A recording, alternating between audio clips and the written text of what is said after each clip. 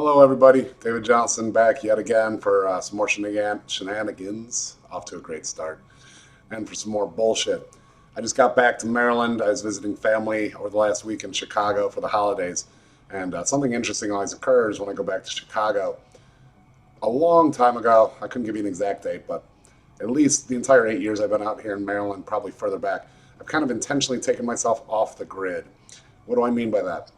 I mean, I purposely try to pay as little attention as humanly possible to modern pop culture, modern politics, modern news, all that crap. I don't have my TV hooked up. We have it hooked up to like Netflix and Hulu and all that, but I don't get to see commercials. I don't get to see CNN.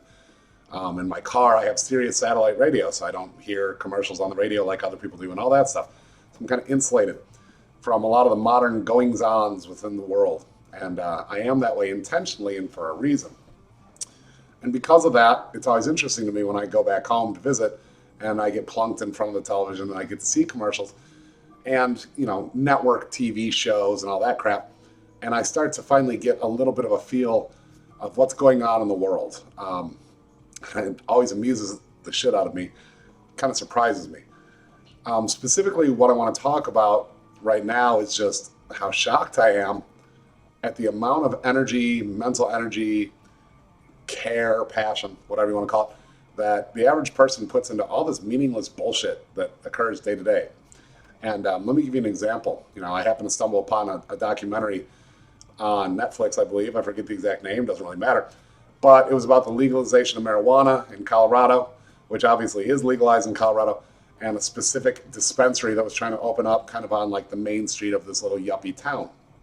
And they're having city council meetings, and there's all this big hullabaloo, there's a nice word for you, about what they're going to do to handle this dispensary. How are they going to make it not impact the town, the culture of that town, the ethos, all that crap. And it just really shocks me that in this day and age in, Colorado, where marijuana is already legal, you're still having this gathering of the old folks to get around the campfire and discuss the ramifications and implications of what's going to happen once they allow this dispensary to sell marijuana right on Main Street. Now, regardless of your particular views on marijuana, that's really not the fucking point here. So please stop focusing on the minutia, focus on the bigger message.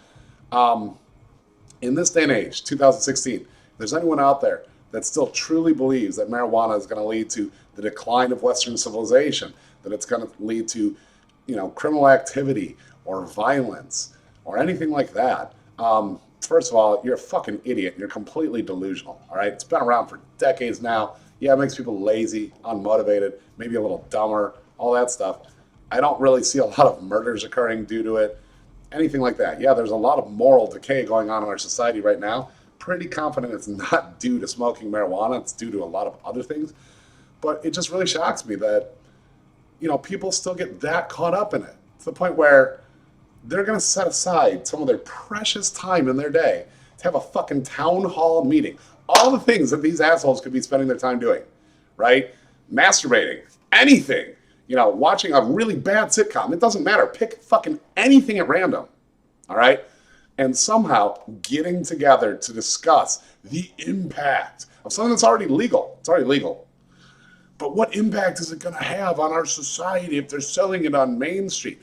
The fact that people spend so much of their fucking daily time and life and energies focusing on this trivial shit, that's why I took myself off the grid at least 8 years ago, probably more like 15, 20 years ago, I don't even know. Point being, I realized a long time ago, I want nothing to do with modern culture, at least as it's typically defined.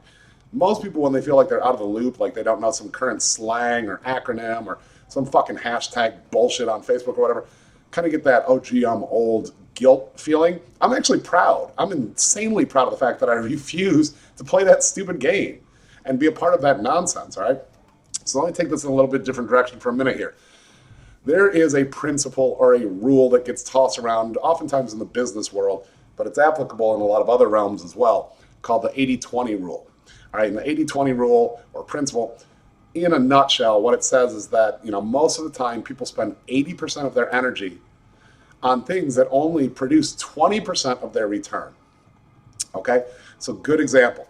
Let's say you are, you run an office building with 100 employees, and you have 20 employees over here that rack up 80% of the revenue that's generated by your company, and then you have the other 80 people.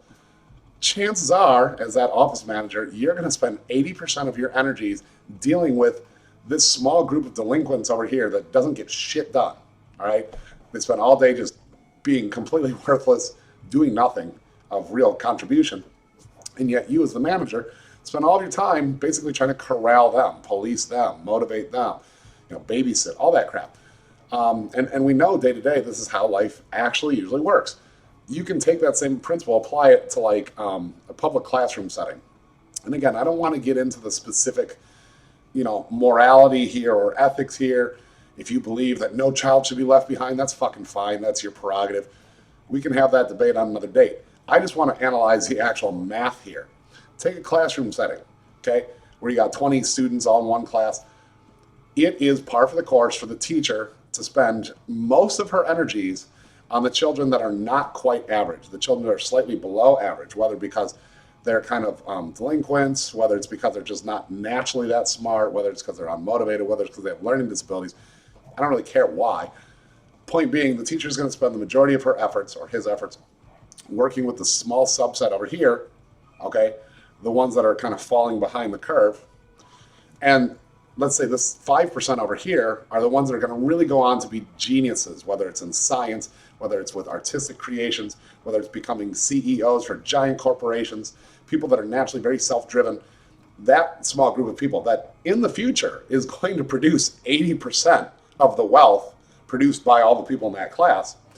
The teacher is going to spend none of her energies with these individuals over here, helping to push them harder, helping them to become even more efficient at their craft. That's just not how a group setting works most of the time. The teacher instead is going to spend all her energies trying to get these kids over here that, bear in mind, again, they're not even average, they're below average, just getting them up to average. So let's step back for a second and look at what that does to society as a whole 20, 30, 40 years down the road. We put all of our energies, and I'm going to be controversial here for a minute, into the ones that ain't going to accomplish shit in the real world. All right? Granted, they might be good people, good fathers, good parents, and that's fine and dandy, and everybody deserves a chance, whatever. It's not the fucking point. The point is, these people are not going to be making the leading contributions. They're not going to be the ones that are producing amazing works of art, scientific revolutions, works of literature, okay? They're not going to be those people. They're going to be the average people. They're going to be the menial workers. They're going to be the people that have to do all the other jobs that the brilliant people don't get to do, or don't have to do. Meanwhile, that teacher has invested zero of her energies into the small subset over here that's going to literally help leapfrog the fucking planet to that next level, whether economically, scientifically, artistically, I don't care. And you get the point. And that's a really good example of the 80-20 rule in action. And the goal with the 80-20 rule, number one, is to learn it. Number two, apply it in every walk of life so that you stop wasting your time on that which produces very little return. All right, drop all the menial shit and instead learn to invest your time and energies into that which is going to give you the greatest return. Again, whether that's economic, spiritual, sexual, I don't fucking care. Apply it however you want. The principle remains. Learn to do the math, learn to be analytical, look at your life, figure out what's going to actually impact it and lead to a better life versus what's just going to have you chatting around the same old bullshit while you're standing around the water cooler. All right. So again, I remember when I was in, middle school, you had middle school Congress class or debate class where there's all these hot topics. Everyone loves these hot topics, whether it's environmentalism, abortion, the decriminalization of drugs, all this crap. And, when you're 13, 15, whatever, that's provocative. It's interesting. When you're 30, 40, 50, that really still fucking matters to you. Now, again, I'm not saying that those topics should have no meaning whatsoever. All right. Again, going to be controversial here. Take abortion. You can sit there and say, oh, I have this stance, I have that stance, and that's fine and dandy. End of the fucking day, regardless of your religious views, essentially what you're talking about is something that's growing inside your body that isn't yet viable, that isn't its own entity. You get the point. Regardless of how you think that should be classified, whether it has rights, whatever, is it really worth so much of your energies on a day-to-day basis? Does it really impact you emotionally or economically so fucking much that you're going to waste your free time worrying about it, thinking about it, politicking about it. You get the point. When really you could be learning a new language. You could be learning to invest your money.